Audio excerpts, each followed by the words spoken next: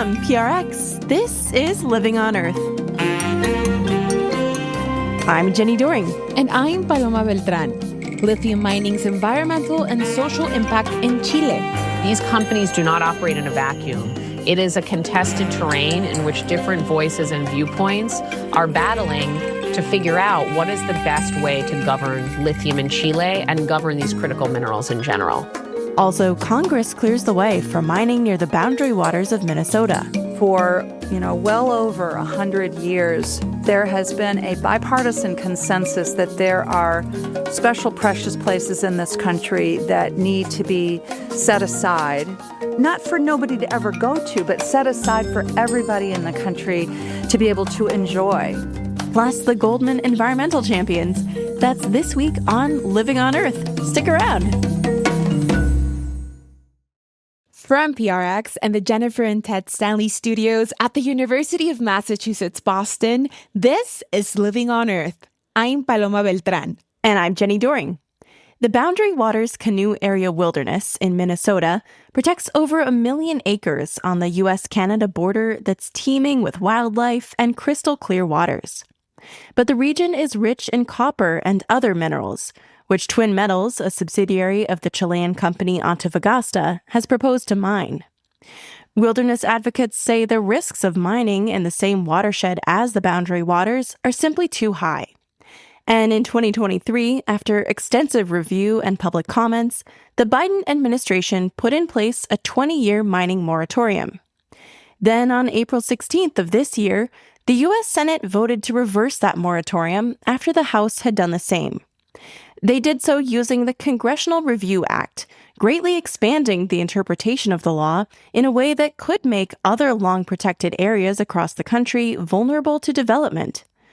The 50-49 vote was mostly along party lines, though Republican Senators Tom Tillis and Susan Collins joined Democrats in opposition. Democratic Senator from Minnesota, Tina Smith, has been a vocal opponent of mining in the Boundary Waters, and she joins me now. Senator, welcome to Living on Earth. Well, thank you. I'm so glad to be talking with you today. So, Senator, you held the Senate floor for hours in an attempt to convince your colleagues to leave this 2023 20-year moratorium on mining in the Boundary Waters intact. Why was it so important to you to make that case?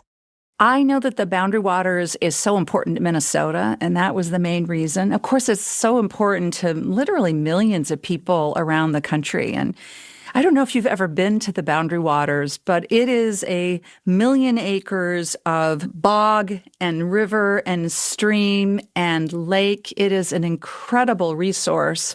The water is so clean in the Boundary Waters that you literally can drink it out of the middle of the lakes.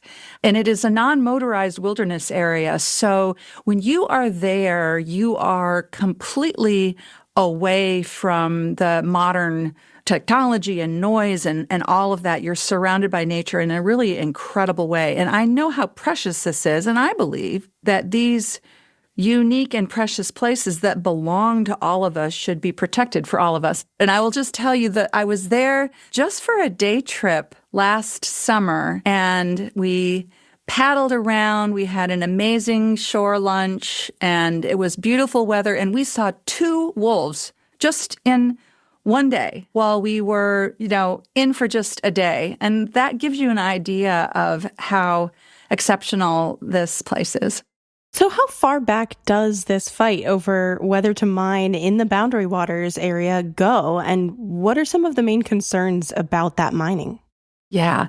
Well, it goes back for many, many years. And, it's interesting, I think, to think about the history of this place. So imagine this 1 million acres of lake and bog, and it's right on the U.S., Minnesota, Canadian border, right next to Voyageurs National Park. Of course, human beings have been in this part of the world for hundreds and hundreds and hundreds of years. It is the traditional homeland of the Anishinaabe people. During the fur trapping Hudson Bay years, it It was also the place where there were people trapping beaver and hunting and fishing. And over the years, though, this particular place has been set aside and protected starting in like 1909, I think, when the first protections were put in place. In 1978, the Boundary Waters Canoe area wilderness was protected as a non-motorized wilderness area. And meanwhile, in many other places in northern Minnesota, there's been a lot of mining that has gone on. This is traditionally also a mining part of Minnesota. Minnesota is a mining state, the largest producer of iron ore in the whole country. My view, and I think the view of most Minnesotans, is we support mining, but not this particular mine in this particular place. And this mine is unique because it is a copper sulfide mine, which is a very dangerous and polluting kind of mine to build. Every single time that this kind of mine has been built, it has resulted in polluting the watershed. And that's why it is so dangerous here, because this is a very wet, as I said, damp, boggy part of the country. And that copper sulfide pollution flows into the boundary waters, and it can move hundreds of miles through the watershed and do great damage. Yes, I mean, just how close would the mining be, and why is there this connection of the water systems up there? So this mine is not in the boundary waters, but it is on the doorstep of the boundary waters. It is extremely close to this lake called Birch Lake that connects to the boundary waters. What you see with this kind of mine is essentially what happens is that you mine this rock that has copper and sulfur in it. You bring it up to the surface, hundreds and hundreds of tons of this rock. It sits on the surface, and then the sulfur in the rock immediately interacts chemically with the oxygen and the water in the air and on the ground, and it basically turns into sulfuric acid, like battery acid. And what happens is then, of course, that there's that hundreds of millions of tons of rocks. It sits there forever. It's not like it goes anywhere after it's been processed and the copper has been taken out. And though the mining companies will say that they have ways of containing this and that they have ways of protecting the watershed, of course, as I've said, in 100% of the cases, that has not been the case, and particularly right here in this place, which is so dangerous. Senator, proponents of this mine do say that this operation could be a huge financial gain for the U.S., for Minnesota, these valuable copper reserves there in the ground near boundary waters. So how do you weigh the economic benefits versus the costs here? I'm very empathetic to the economic argument. And I think it's important, though, to balance the economic benefits of this mine and this place with the economic benefits of not building the mine in this place. And in fact, there have been studies done that show that over, the life of the mine, which is probably only about 15 years or so, the economic benefits of not building it are greater because this is a thriving outdoor recreation economy in the Ely, Grand Marais area. There are hundreds of small businesses that support their families and support the local economy. There are 150,000 people who visit the region every year, and they spend their money. And of course, that only works if this is the pristine place that it is today. What have you been hearing from your constituents about this? Oh, man. I mean, this fight has really captured the heart and this imagination of Minnesotans, and I think people all over the country. I went home on Friday, and I was traveling around the state in a completely different part of the state. And so many people came up to me and just said, "Thank you, Tina, for fighting for the boundary waters." I believe that the public opinion polling shows that something like 70% of Minnesotans don't want to see this mine built in this place. And I feel like a lot of them came up to me. Why does this issue matter to the indigenous peoples in the area? I mean, you mentioned the Anishinaabe peoples who have lived there for thousands of years. So that is such a great point. And I am so grateful for the ways that the Minnesota Chippewa tribes, the Anishinaabe tribes, spoke so strongly about their treaty rights here. The Superior National Forest, which is right next to the boundary waters, and the boundary waters itself are all part of the land that is covered by the 1854 Treaty of La Pointe. Okay, so this was a treaty between the federal government and the Chippewa tribes saying that in exchange for the tribes giving up their ancestral lands, that they would maintain hunting and fishing rights and also the rights to harvest wild rice, which is prevalent in the boundary waters, monoman. is what the Anishinaabe people call wild rice. And there is no doubt that this mine, because of the pollution that would happen because of this sulfuric acid, this sulfide acid, would do great damage to those hunting and fishing rights. And of course, the tribe's treaty rights to this land can't just be abrogated by an act of Congress. I mean, those treaty rights are enshrined in the treaty and in the Constitution. It goes back to the fundamental sovereignty of tribes in northern Minnesota and all over the country. And boy, did they organize and connect with people about how this was so important to them. So you mentioned the protections being put in place in 1909, and that was when Theodore Roosevelt was president. He was the first to conserve the Superior National Forest where Boundary Waters sits, and that was as part of this larger tradition in American history of conserving public lands. But that tradition seems to be changing now, in some ways, with the Trump administration aiming to open up public lands to more logging, more drilling. How do you see that change, and what might that mean for the future of the country? What you say is exactly right, that for well over 100 years, there has been a bipartisan consensus that there are special precious places in this country that need to be set aside, not for nobody to ever go to, but set aside for everybody in the country to be able to enjoy, and that they belong to all of us. And the Boundary Waters is very much a part of that tradition and that value that has been bipartisan. If you think about Yosemite or the Grand Canyon or Yellowstone or Voyageurs National Park, or you think about places like Chaco Canyon or places that have such a deep connection to the diverse history of this place that we now call the United States, and the undermining of that support for public lands is happening during this Trump administration. Sometimes I think my colleagues are okay with developing public lands in other people's states while they want to protect the public lands in their state. And that, for sure, there was some of that going on here. Though I have to say many Republicans came up to me in the midst of this debate and expressed basically some version of, I'm not really so sure that we're setting the right precedent here, but I'm not going to stand in the way of it. So what comes next now that the Senate has taken this vote and presumably the president will be signing that? What can be done now to protect Boundary Waters from mining? I think that what will happen next is that people are going to stay mobilized on this. They're going to continue to stay active, and I'm going to do everything I can to make sure that that happens. I also think that there will be a lot of work that is going to happen at the state level. There will be state permits and mining operations plans that need to be submitted. And of course, at the federal level, there also will be an environmental impact statement. I'm a little worried, honestly, about how the Trump administration will handle that at the federal level, but I have confidence at the state level that the facts and the science and the data will rule. And that will take quite a few years to go through.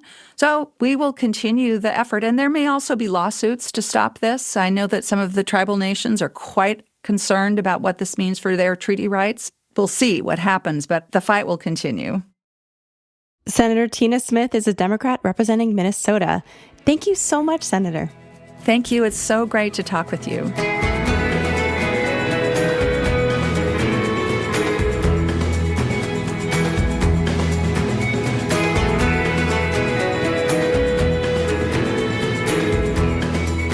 Coming up, a look at the environmental impacts of mining lithium for the growing demands of green technologies. Keep listening to Living on Earth. If you're one of Living on Earth's listener supporters, or if you've been considering a donation to LOE, this message is for you. As a nonprofit news organization, listener support is vital to LOE's weekly effort to bring you up-to-date environmental news and information. Your gift to LOE makes a difference and makes our work possible. So thank you.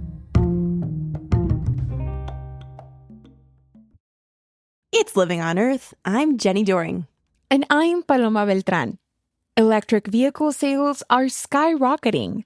And in 2025, more than 1 in 5 new cars sold globally were electric. But while electrifying transportation is essential to addressing the climate crisis, the mining required to build out these green technologies brings its own environmental and social costs. The batteries that power electric cars are typically made of metals like nickel, copper, and lithium. And the intensive extraction of these critical minerals from the earth has left numerous ecosystems and communities with polluted land, water, and air. To understand these impacts, author and political scientist Thea Riofrancos traveled to the Atacama Desert in Chile, home to one of the largest lithium reserves in the world. Her latest book is Extraction: The Frontiers of Green Capitalism. Thea, welcome to Living on Earth. Thank you so much for having me. So Extraction opens in Salar de Atacama, the largest salt flats in Chile and one of the driest areas in the world. It barely sees 1 millimeter of rainfall in an entire year. Please set the scene for us and describe how it feels to visit such a place. The reason that I went to the northern desert of Chile, the Salar de Atacama is the salt flat, and the Atacama Desert is the broader region. The reason I went there is because that's where about a fifth of global lithium supplies come from. What I wanted to understand is, what is the local impact of this? What does the landscape look like? How do the communities interface with this? And what I discovered was a place that was at the same time impacted by extraction and yet full of life and vibrancy and community. And that salt flat is just amazing. I mean, it is enormous, first of all. It is 2/3 of the size of the state of Rhode Island. And it's surrounded by beautiful, towering Andean mountains. And then all the salt flat itself, even though it's kind of a strange environment, to maybe someone that hasn't been to one before, it's very crusted with salt, and there are these kind of surface lagoons, and, you're high altitude and the sun is really intense. But at the same time, there are flamingos living there. And, just 20, 30, 40 miles away are where the mines are on the same salt flat. And so much comes together in this place that I think gives us just a different perspective on what it means to organize an energy transition and develop these green technologies. Yeah, and as you're right, it may seem like these salt flats are a vast expanse of nothingness, but they actually house a lot of ecological richness and cultural significance. Tell us about that. There's a very common trope that dates to colonialism, that the landscapes of extraction are empty. And from the colonial period to the present, people searching for those resources have said, well, it doesn't matter. Nobody lives here. There's no important communities or life. All there is the resources, the copper, the oil, the lithium, whatever is of interest. And that is very rarely to never the case. And this is a very good example of that. There are these amazing endemic species, including the Andean flamingo, this light pastel pink, beautiful bird that touches down on the salt flat during its migratory patterns and eats different snacks from the lagoon. And then around the salt flat, where we begin to have lusher vegetation and also freshwater supplies underground, that's where we have human communities that have developed really amazing forms of agriculture using ancestral indigenous knowledge developed over thousands of years. And in many ways, it's a testament to the resilience of life, because it's not just the driest desert on Earth and the oldest desert on Earth. It's also very high altitude, very big ranges of temperature, hot during the day, freezing at night. It's just an area in which we could think life has difficulty surviving. But as the saying goes, life always finds a way. And what's amazing is how life persists and flourishes even under conditions of duress. So what exactly is lithium, and why does it hold so much global significance? I like to call lithium the MVP, like the most valuable player of the energy transition. And there are two main purposes that lithium serves, but all of it relates to lithium batteries. So lithium batteries, the same batteries that we have in our laptops, our cell phones, a similar type of lithium battery is also in electric vehicles, which we know we need to decarbonize our transportation system. And it's worth noting that transportation is the number one source of U.S. carbon emissions. So we definitely need to draw down emissions in that sector. The number two source of U.S. carbon emissions is the power sector, the energy sector, the electric grid. Lithium batteries are now playing a huge role in U.S. energy grids to stabilize renewable energy so that there's always supply when there's demand. And so if we had to choose one technology that we could say shows what the energy transition is about. The lithium battery, key to decarbonizing the two largest sources of U.S. emissions. How has lithium extraction in the Atacama salt flats led to the exploitation of the land and the people there? Yeah, it's been quite concerning because now we're decades into large-scale lithium mining in one of the top lithium providers to the global economy. And we see quite a bit of evidence of both ecological and social harm. The ecological harm relates to some points that we already discussed. Those flamingos that I mentioned, their populations are decreasing in ways that are tightly correlated to the expansion of mining. All of the noise, the roads, the machinery actually just disrupts and the habitat, scares the birds, makes it harder for them to procreate, etc. So we have impacts on biodiversity. We also have impacts on water. And this gets a little bit tricky because in the center of the salt flat, the water is salt water. That's not the water that humans drink.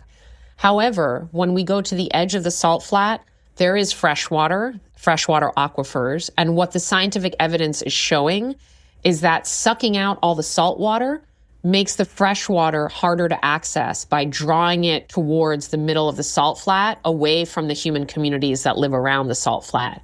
And then, until very recently, there had never been a real consultation of the indigenous people that live there.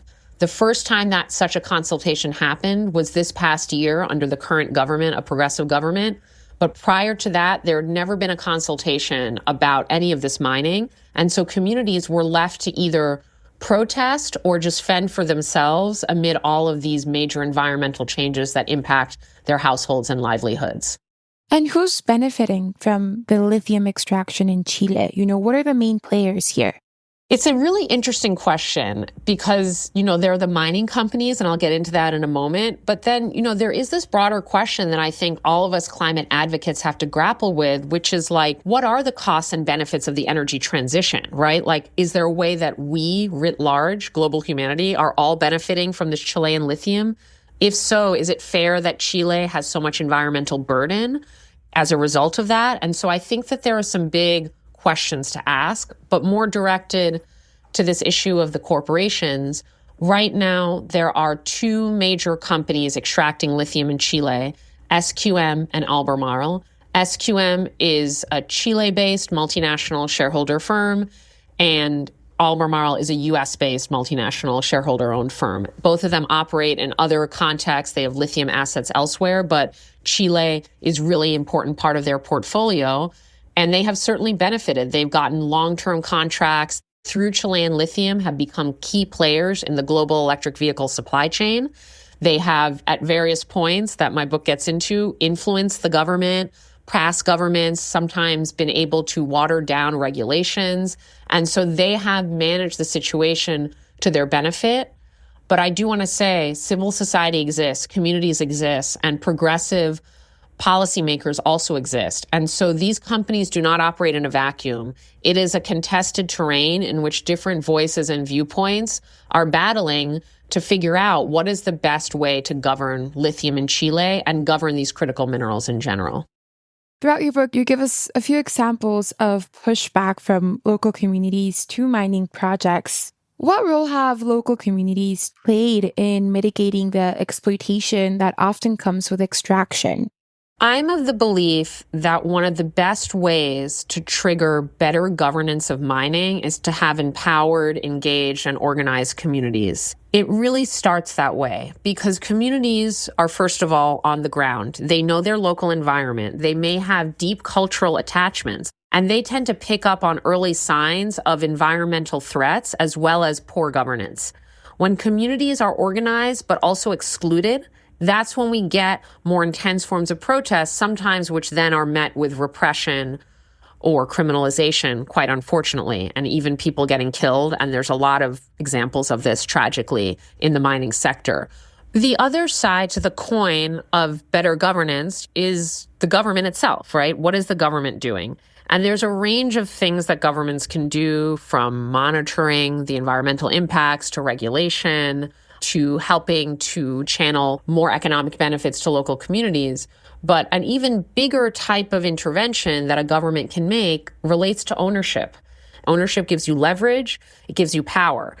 And so it's not for no reason that governments in the global South, starting many decades ago, in some cases, soon after decolonization, we see governments taking over natural resources, saying that the only way that we can have economic sovereignty over our own countries is if we have more control over these strategic resources within our territory. Latin America really stands out as a place where a lot of those types of nationalizations have occurred. This can create different types of tensions with local communities. Sometimes local communities support the nationalization, for sure.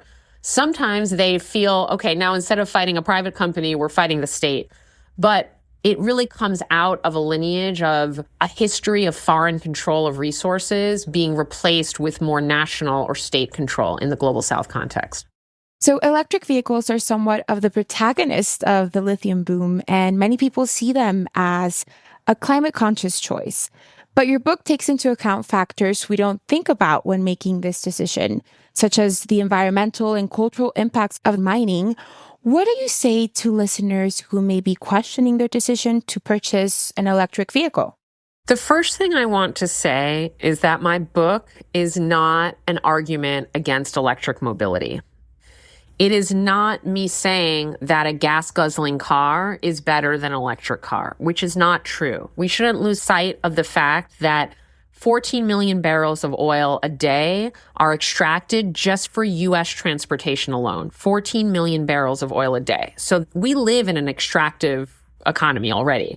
It's just that the extraction is for fuel that is burned and creates the climate crisis, versus the extraction being more about mining and the physical building out of a new energy system. So it's important, it's urgent, I should say, to leave the oil and gas and coal in the ground. That said, the environmental harm that comes from lithium mining for electric vehicles is exacerbated by the fact that our imagination of the energy transition is very car dependent. The imaginary is every household is going to swap in their traditional car for an electric car, and that's how we're solving the climate crisis. That's a huge amount of mining. If, in contrast, we think about other forms of mobility, what if we think about electric buses? What if we think about creating and designing cities in which distances are shorter, people can walk places? And the more that we can embrace a varied toolkit, the more progress we'll make on climate action. And honestly, the more equitable we will be, because we're in a cost of living crisis right now. The idea that a working class or even middle class person is about to shell out tens of thousands of dollars for a new vehicle when their current vehicle works okay, that's a big proposition. That's a big investment for struggling American households. We're just very hemmed in by the assumption that everything has to be about driving in the U.S. And that's not serving us financially, in terms of the climate crisis, or in terms of the environmental impacts of these supply chains. So where are we right now in regards to the energy transition, and what's the current status of our progress? It's such a hard moment to answer that, because in some ways we are, in a devastating sense, not only falling behind where we need to be, but undoing progress we've already made. So we see that with the current Trump government, with the Republicans in Congress. But what I like to reference when I think about this is that the U.S. isn't the world. There are other powers out there. China is economically ascendant. Europe is another important set of economic and political powers. There's global South countries that are rising up, from Brazil to South Africa, so-called emerging economies. Last year, Nepal, 75% of its vehicles were electric in terms of the car sales. Wow. Solar panels are blanketing every rooftop in Pakistan. You go to Brazil, you go to Mexico, there are conversations about, how can we get this green industry here? And so it's not the case that all these countries are following the U.S. footsteps in terms of returning or regressing to more fossil fuels. And I don't even think, honestly, that the changes that Trump is implementing are permanent. We still see major growth in solar despite what Trump is doing, because the economics actually cash out very well. So all of this together, it's a complex and contradictory picture. We are still extracting more and more fossil fuels. Emissions are still going up. The temperature scenarios are concerning. On the other hand, we are also globally making faster progress towards decarbonization of certain sectors than we would have predicted like a decade ago. So that's how I would frame. It's a hard balance to add up, but the complexity, I think, is better than the sense that we are moving backwards globally. That is not the case. And Thea, tell us, what do you envision a just energy transition to look like? What do you hope for in the future? There's so much that an energy transition could offer to communities around the world. The question is, what is the long-term vision? Are we moving holistically where we're thinking about both the need to have an energy transition, but also the need to reduce the environmental impacts of that transition? Can we kind of chew gum and walk at the same time and think both about building the better future without replicating the harms of the past? Can we think of the energy transition as an opening for more equity in our global economy and political system? Is this a moment where finally global South countries that have had the ambition to develop and be more sovereign in their politics can have that chance? Does this provide a set of economic development opportunities for the global South? There's a lot of potential in there. You know, I think what's tragic is that the world right now is just so conflictual and chaotic that leaders are focused on, attacking one another and dismantling global rules and global governance rather than moving forward in a multilateral collaborative way. But that opportunity still exists. I see that, when I see local communities in the US that desire these changes, when I see social movements and climate activists that are fighting for this, when I go to Latin America and there's a lot of enthusiasm about what green development could mean, I think it's important to hold on to that hope so that we can move politics in that direction. Thea Riofrancos is an author and associate professor of political science at Providence College. Her latest book is Extraction: The Frontiers of Green Capitalism. Thea, thank you so much for joining us. It was my pleasure.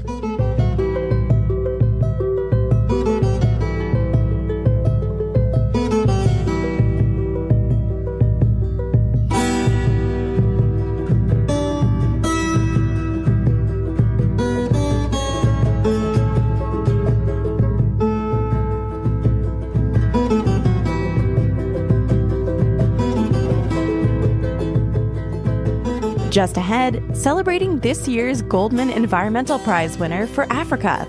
Stay tuned to Living on Earth. Support for Living on Earth comes from the Waverly Street Foundation, working to cultivate a healing planet with community-led programs for better food, healthy farmlands, and smarter building, energy, and businesses. Here at Living on Earth, we work hard each and every week to bring you the most relevant and compelling environmental news. As a nonprofit organization, we count on you to help. Listener support is key to sustaining the environmental news gathering and reporting that you rely on. Please consider doing your part to support Living on Earth. A monthly donation is the very best way to ensure LOE's work continues week after week. To make your pledge of support, go to LOE.org and click Donate. And thank you for helping to keep LOE's nonprofit environmental media going strong. It's Living on Earth. I'm Paloma Beltran. And I'm Jenny Doring. Nigeria's Afi Mountain Wildlife Sanctuary is home to many endangered species, like gorillas, rockfowl, and one tiny bat that was believed to be extinct in the region for nearly half a century. Wildlife ecologist Iroro Tanchi rediscovered the short-tailed roundleaf bat back in 2016, but the species is still critically endangered, with habitat loss as one of its top threats. So Iroro joined with local groups to start a community-led program to protect the forest, and her efforts have been recognized with a 2026 Goldman Environmental Prize for Africa. Iroro Tanchi joins me now. Welcome to Living on Earth, and congratulations. Thank you very much. I'm very pleased to be here. Iroro, when you spotted this roost of short-tailed roundleaf bats, it had been nearly 5 decades since they were last spotted in Nigeria. How did you feel in that moment? It was just an absolutely incredible feeling. And because I was in the field by myself with local field assistants, it was kind of hard to translate it to them. So I basically said to them, our lives are about to change. Because they've been talking about how, you have to come back and do more research. And I'll be like, well, I don't have money. I'm just a poor PhD student. But when we found that, I was like, our lives are about to change. We're about to come back to this forest many, many, many, many, many times. And I'm actually very pleased to say we have now built a field station at that site, and we're going to keep studying bats and other cool species in that forest. Because finding this rare bat just makes this a really, truly special place. Wow. And by the way, these tiny little guys, they're pretty darn cute. What do they look like? That is one of my favorite questions. They look like a golf ball. So if you were going into a cave trying to look for them, they'd just be on a wall. They look like the size of a golf ball. But if they were to start flying, they would look like, about 10 inches wing to wing. And they've got this sort of round point on their nose. So it's kind of like a button, because bats are cuddly too. So if you fed them, they kind of become your friend in a sense for that short amount of time you have them. And so it almost feels like you could just, poke them in the nose, like pop, boop, boop. So they're really cute like that. And they don't really like to be disturbed. So if you have a species that likes urban spaces, you don't need to worry about that species. But if you have a species that doesn't like to be disturbed and needs protection for that matter, then what you're dealing with is a species that then saves other species, because that's what this bat's doing. We sort of started working to protect its habitat, and that just meant we were saving habitat for the bat, but not only the bat, for lots of other species. Now, of course, when you rediscovered these endangered bats, the work didn't stop there. Tell us when your concern for these animals' safety became urgent. It was a roller coaster that we experienced. One day we were celebrating the bat that we discovered. 8 days later, we were running for our lives from a wildfire that destroyed 50% of the bat's habitat. Oh, my. So in terms of urgency, it was an instant moment, just realization that this is it. We got to do something, Okay, to be honest, when we ran from the forest fire, during that time of running from the forest fire with all of our bags and all of our gear and expensive equipment, my most important concern was to make sure everybody got to the village safe, because we were running down the mountain. It's not safe to be running down the mountain. But then as soon as we got back, when we looked back and took a photo of what the scene looked like, it was a huge conflagration. And in that moment, we knew we got to do something. But we thought it was going to be a small fire, a couple of days. No, it burned for 3 weeks. 3 weeks. You look on the map and you're looking at 50% of the forest gone to fires. Gosh. So it was an instant situation of just realizing that this is an urgent thing. It didn't take time. We were like, we've got to act now. So we started talking to community members. Initially, there was this sort of, no one's going to listen to you. But guess what? These guys, they also want to put out wildfires because it affects their farms too. There were people who were getting thrown into poverty because their whole farm's been burned, their whole family, their whole livelihood's gone. And so that urgency was that exact night when it happened, because we just discovered the species and we were running for our lives and realizing this huge conflagration was just happening. If we didn't stop it, we wouldn't be able to really speak confidently about any effort to save the species. And that would be a real shame to humanity, losing the species. So you mentioned, local people, they also wanted to help stop these wildfires, and fire had been used for a while, for a long time, for burning crops on the farms, but now it's like really getting out of control. What is going on now with fire in these communities, and what has changed? I like the word change. I like that you feel landed on change, because when we started talking with local communities, they had all the answers. They were like, we have a cultural way of burning, so it doesn't, go out of hand. We burn certain time of the year. We burn a so-and-so time of the day, early in the morning and stuff like that. They already had the data in their minds. It wasn't statistically written anywhere. It wasn't due to any kind of measurements that were taken. But people had ideas about how to reduce wildfires and how to maintain their cropland with some fire, but safely and stuff like that. So responsible use of fires. But we kind of debated a lot of things during this almost 3-hour session. And this elderly woman just stood up at one point and said, you know what? all this talk is really because we don't really know the best time to burn anymore. We can no longer predict the best time to burn. If you could just tell us the best time to burn, and we thought, oh, that's interesting, because without even knowing climate change, she basically said in her lifetime, the weather patterns have changed, the rainfall patterns have changed. So without knowing climate change, she was describing climate change to us.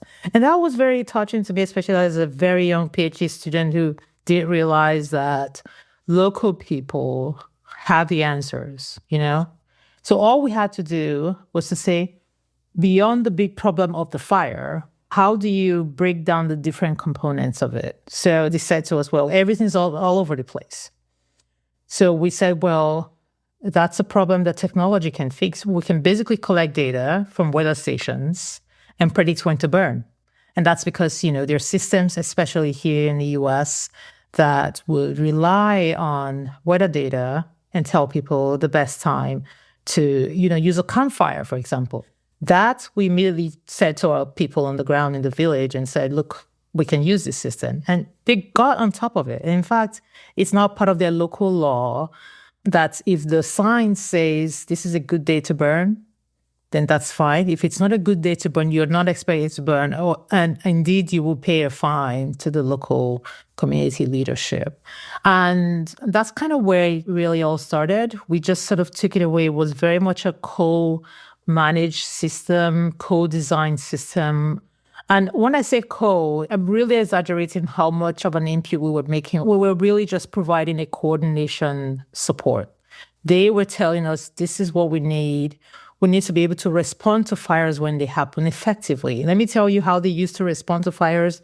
They'll use branches, you know, cut a branch and beat the fire down, or, you know, run with a bucket from, you know, however far away that stream was. So it wasn't very effective. So they're trying to put out fires. They're trying to predict, but it's not quite working. So it was very much a coordination that we did. And they just basically set us up. And that I find to be an incredible story unto itself. And so in addition to the tracking weather and the moisture content of the forest in real time and getting that information to the community, how else did you use technology to help these people prevent and fight wildfires? Well, I got to tell you, there's a really nice manual technology. So technology is not always data-driven, okay? It's not always like numbers. So there is a backpack that you can fill with water, 5 gallons, about 20 liters of water. And it's got a high-powered hose connected to it. And that high-powered hose, you can safely carry that up a mountain or across long distances on the ground in the farms and put out fires when they happen. Wow. Because remember, these are systems where the water source is the river, okay? So you have to travel, you know, long distances to get to it, depending on where it is. If you're lucky, you're not right next to a river, that's fine. But in most cases, you're not close to a river. So that technology of having a backpack and a high-powered hose, that was an important technology on the response side of this whole system. There's something else that I have to point out that I'm sure your listeners would enjoy is when we make our risk predictions, we let the local people know, and the chief forest guardian will put that sign up on the signpost. But there's also another communication mechanism we use, just in case, you know, they're not able to either go to the sign today. Maybe their farm is in one direction, but the sign is in the other direction. Local communities in this area, in Cross River in Nigeria, they have what's called a town crier. So it's someone who goes around in the morning, you know, very early in the morning, just before it's bright, at dawn, and they hit a gong very loudly, and they basically kind of almost wake you up. So if you're in a village at that time at 6 a.m., you hear a very loud gong that says, you know, hello, everybody, this is a red fire day. Do not use fires on your farm.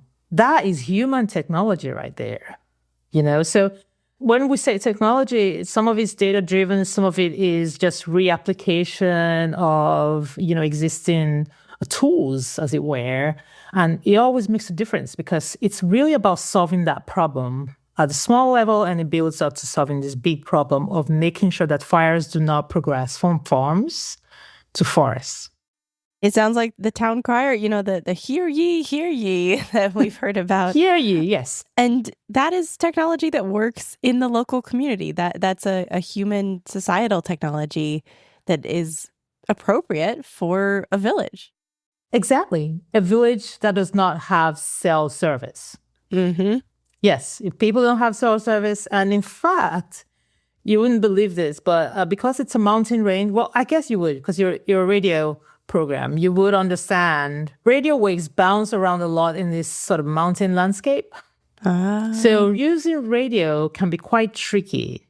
And in fact, some of the radio that comes from the city doesn't always get here because they're cut off. So if you're generating radio, it has to be, on the ground there. So in any case, the most effective technique is what the community is already using. And we just got in there and said, well, let's get the town criers to speak. And in fact, it was one of the community people who said, well, we have to get the town criers to tell people. I was like, yeah, I agree completely. So how successful has this Zero Wildfire campaign been? And what's the current status of the Afi Mountain Wildlife Sanctuary? Oh, that's such a great question because I've got news. Wonderful. We just closed the fire season at Afi Mountains this year, and it's the 5th year in a row when we've had zero wildfires in the forest. Amazing. Zero. That is down from annual fires of, say, 5 to maybe 30 fires happening in a year in the park. But for the past 5 years, it's been down to 0. And we've been jubilating. Our teams have been, just excited. And everyone's happy in the village. It's like we're all really just pleased to not have to deal with wildfires. So the whole program has certainly saved Afi Mountain Wildlife Sanctuary from fires. And you can look at the map. You go from 2016 and, multiple years before that, lots and lots of fire counts within the park to a park where it's completely zero. So the maps, we've got this slideshow where we show how the fires have sort of dwindled across the years. And it's incredible. It's just incredible. We're really proud of it. And of course, that's good for the people and their farms and homes and good for the bats. Absolutely. Absolutely. It's great for bats. We're finding more and more individuals of our species, primarily when you're trapping in the forest. But we're also seeing more bat species at this site as well. So, Iroro, what do you hope is the future of this system that you've helped to create? And what do you want people to learn from your success? Oh, I like that so much. First of all, I want to say it's been an incredible effort, across work from our team members, our government partners, our community partners, the community leaders who enforce the law without any input from us. We just ask them, did you enforce it? Yes. Okay, good. All of those people, this has been the effort of so many people. So I'm really, truly grateful for that we sort of created a movement on the ground around one protected area. We started another protected area in Nigeria. So we're protecting 2 places from wildfires now. Now, on top of that, because we've seen how successful this has been and we've talked with colleagues across Africa, in fact, some places in Southeast Asia, we've got colleagues who would like to test this at our site. And we're like, well, we've got the answer. So we're actually just now launching a program that is pan-tropical, and it will help people to adopt parts of this program that we're being successful with on their own forest patches around the world. So we're taking this thing global is what I'm trying to say. So I'm incredibly proud of what we've done. I'm incredibly grateful for all the people who supported us at this point. It's just been an incredible movement. And I want people to get the point that on the one hand, 1 or 2 people can make a difference if you push for it. But also local people, especially forest people, they're the custodians. They're the people you want to be talking to. They're the ones who have the solutions.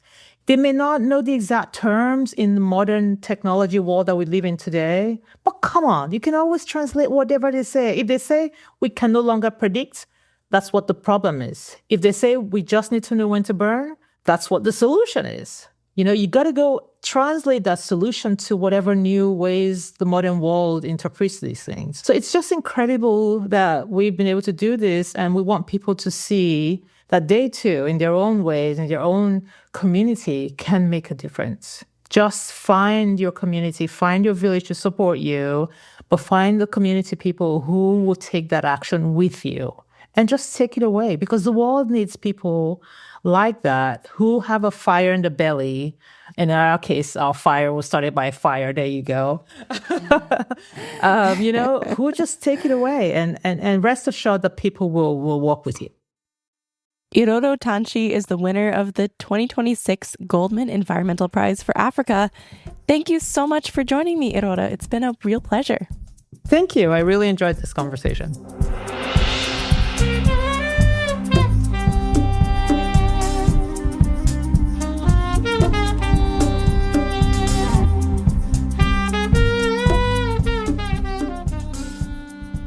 Next time on Living on Earth, this year's North American winner of the Goldman Environmental Prize is fighting a massive proposed copper and gold mine in Bristol Bay, Alaska, home to the world's largest wild salmon fishery. Very early on, the vast majority of Bristol-based people said, no way, this is not worth the risk. You cannot put a price tag on our water and what salmon mean to us as a people. UPIC organizer and Goldman Prize winner Alana Hurley. Next time on Living on Earth.